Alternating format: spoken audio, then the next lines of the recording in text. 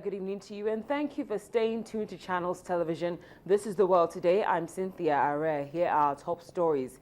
Now, unfortunately, but without surprise, Israel's Prime Minister has ordered its military to launch strikes on the Gaza Strip following fresh rocket fire from militants there.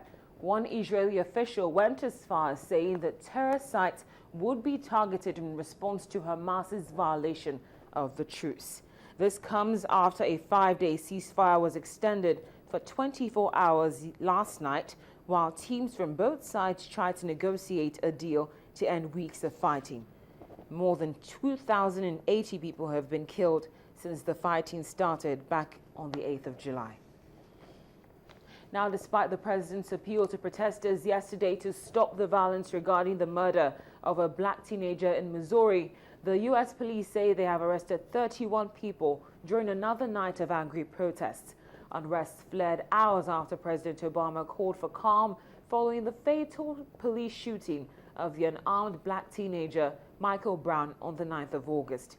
The U.S. Attorney General is due to visit Ferguson tomorrow to meet federal officials investigating the killing. As Michael Brown rests in peace, the protests continue. The rally followed Missouri Governor Jay Nixon's order to lift the curfew for the St. Louis suburb.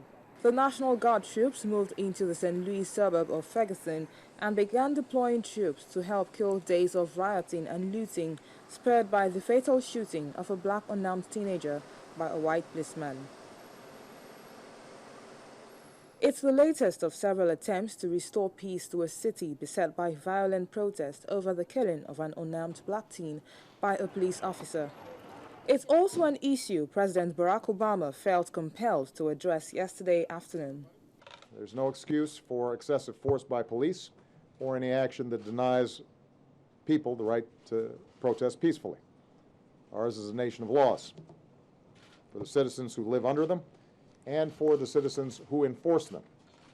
So to a community in Ferguson that is rightly hurting and looking for answers, let me call once again for us to seek some understanding rather than simply holler at each other. Let's seek to heal rather than to wound each other. However, the speech appeared to do little because the following day, which is today, police came under heavy gunfire and made 31 arrests.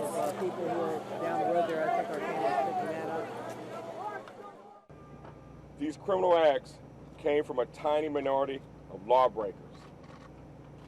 But anyone who has been at these protests understands that there is a dangerous dynamic in the night. It allows a small number of violent agitators to hide in the crowd and then attempt to create chaos. The catalyst can be bottles thrown, Molotov cocktails, and of course shots fired. Protesters are peaceful and respectful. Protesters don't clash with police. They don't throw Molotov cocktails. It is criminals who throw Molotov cocktails and fire shots and endangers lives and property.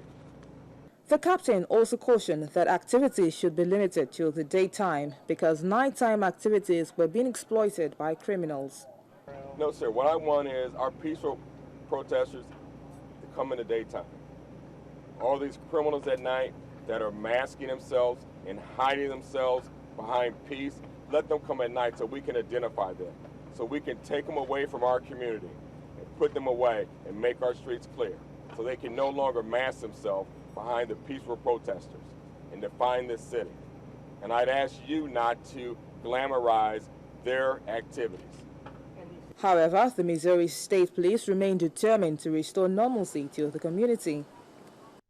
And I'm telling you, we're going to make this neighborhood whole, we are going to make this community whole, and we're going to do it together. And I am not going to let the criminals that have come out here from across this country or live in this community define this neighborhood and define what we're going to do to make it right. Witnesses have said Mr. Brown was shot as he held his hands up in the position of surrender, while the police and supporters of Mr. Wilson have said he fired during a fight with Mr. Brown. The officer who shot Mr. Brown, Darren Wilson, has been suspended with pay since the shooting. Mr. Brown's family have called for his arrest. Another post-mortem on Mr. Brown will be conducted by the U.S. Justice Department, in addition to examinations by Dr. Baden and St. Louis County officials. We've got a graze wound. Now, remember the attack on a convoy of refugees which took place yesterday? Well, unfortunately, there were no survivors, but a Ukrainian military spokesman has confirmed that 15 bodies have been retrieved from the scene. Ukraine has accused pro-Russian rebels of attacking the convoy, but they have denied any involvement. Meanwhile, heavy fighting continues in the center of Luhansk itself. Refugees escaping ongoing military activity in eastern Ukraine found temporary homes at a camp in Russia's Rostov region.